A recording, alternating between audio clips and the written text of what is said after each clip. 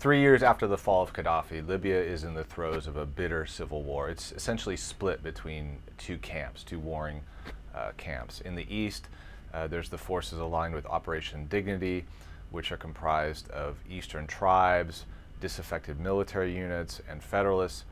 In the west, there's a coalition of militias from the powerful town of Misrata and Islamists. They've each declared their own parliament, they each have their own government, they each have their own army.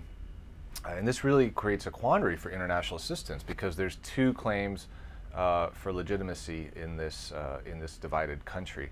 Now, the international community has recognized the parliament in the east, in Tobruk, and there's talks underway through the United Nations to try to arrange some ceasefire.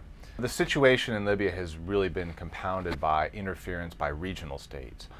Libya has become a battleground, a proxy battleground between Egypt and the United Arab Emirates on the one hand, who are backing the forces in the east, and the Dignity forces, and Qatar and Turkey and possibly Sudan, who are backing the forces in the west, the so-called Dawn forces. Now, what's essential to moving the situation forward is for these states to back off, to stop sending arms and funding to the respective militia allies in the country. Now, beyond a ceasefire, Libya needs an inclusive government. It needs to expand its cabinet to include people from the west, from Misrata. It needs a power-sharing formula. But more importantly, it needs to build inclusive security institutions. It needs to start demobilizing the militias. It needs to offer jobs and education opportunities to the young men who are filling the militia's ranks.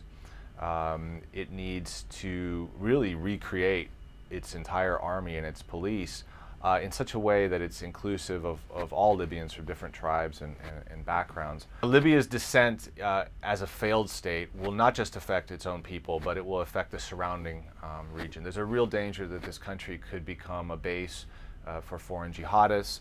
We know that Libyan weapons are showing up across the region. They've destabilized Mali, they're showing up in Gaza, in Syria. So this is a crisis that affects not just the Libyan people, but the entire region.